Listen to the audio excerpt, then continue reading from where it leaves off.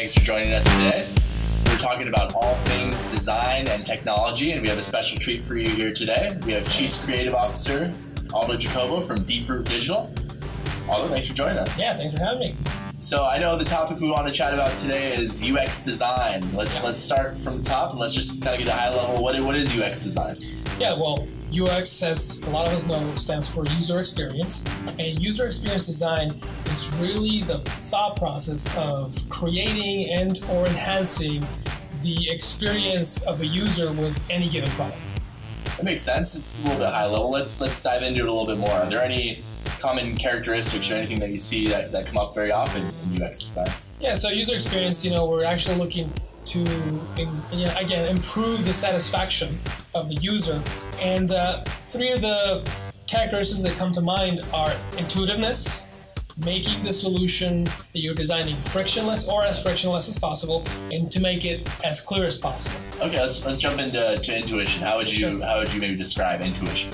So I guess the way we could put it is that it should be as natural as possible for the user to interact with the product. So taking the guesswork out of it and making it feel like second nature. Gotcha. I like that description. Second nature. And I think the other thing you mentioned was frictionless. How do you reduce friction when it comes to design? Sure. So the goal of it being frictionless is to reduce frustration as much as you possibly can, to reduce the time in which the user gets to their goal from point A to point B.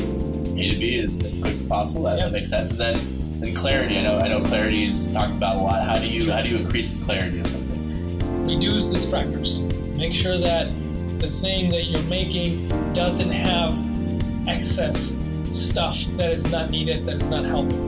Okay, I think I'm starting to get a little bit, but let's take a real world example, because I think that makes it a lot more tangible for everybody. Sure. Let's take everybody's favorite technology example. Let's take Google, and more specifically the Google homepage. How does the Google homepage represent something that's very intuitive?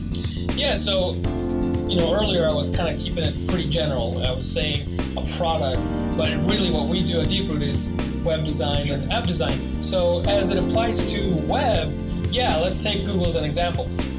I like how Google solves these issues with their homepage. When you get there, it is intuitive that you're there to search for information. Google's brand is actually synonymous with search. That's why you go and Google it. Yeah, exactly. So right there off the bat, you're understanding that you'll have access to information as soon as you land there. So that's the intuitive part of it. In terms of friction, making it frictionless, they've actually improved over time their user experience and the user interface. And now, as soon as you start typing, what happens? Oh, you get a little query that starts to pop up and finishes your thought almost for you. Exactly. You start seeing all your search results right there, right? And it actually even suggests previous searches for you. So that reduces friction quite a bit. What does that mean? What does that translate to? The user gets to the point that much quicker. And actually, it is instant at this point. Gotcha. And then I think the third point was clarity, and let's talk a little bit about how clear Google and what makes Google's homepage very clear. Well, so number one, you see the Google logo. Again, it goes back to the branding point where Google is synonymous with search. And then to make things even more clear, you have a search field, you have a blinking cursor, and you have two buttons there. So another thing that provides that clarity is the absence of things that are not necessary. Less is more. Absolutely, less is more. So they took a very minimalist approach to their solution, and I think it makes it very effective.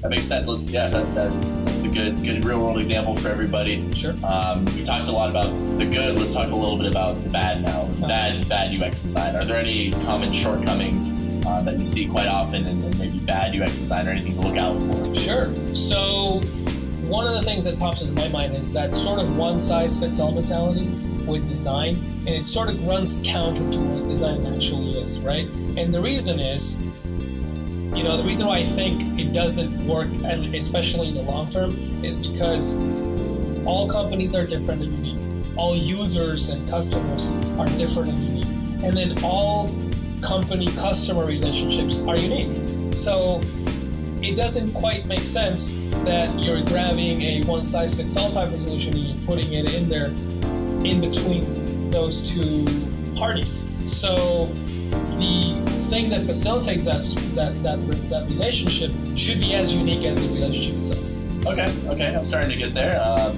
And I think one thing that's near and dear to many designers' hearts is aesthetics and looking good. Is there any danger about maybe focusing too much on that? Yeah, even though I'm a designer and we pride ourselves in making things look really good, I would have to say that yes, if there's too much of a focus in aesthetics, that can be a problem, because really for anything that you design, you know, in this case websites and apps, there should be an underlying function. And in the case of user experience, the function is to facilitate things as much as possible for the user, to enhance their satisfaction as much as possible.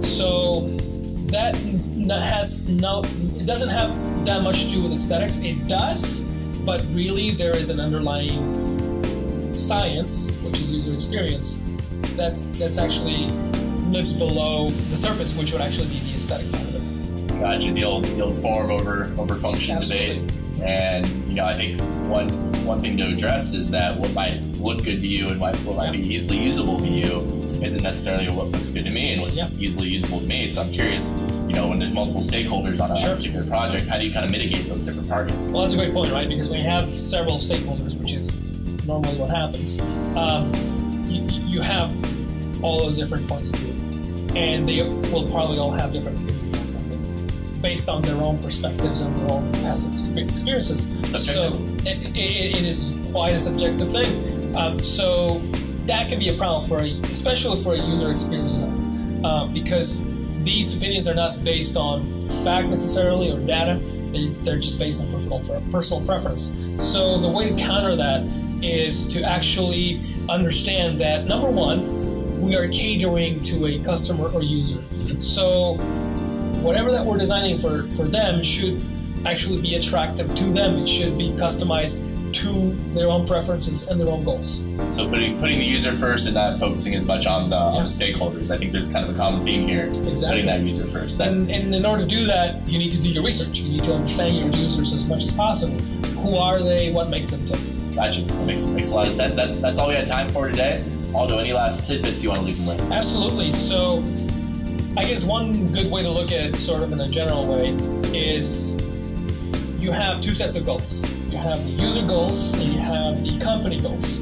And those two sets of goals need to mesh as much as possible. They will never mesh perfectly. They will actually mesh imperfectly. And the reason for them not meshing perfectly is because they're two different sets of goals. Sure. So if you mesh them, there needs to be compromise. And in that imperfection, I think lies a successful UX design solution. Finding the happy medium in almost everything that we do. Makes a lot of sense. Thanks for joining me today. Appreciate your time. Got it. Thank you.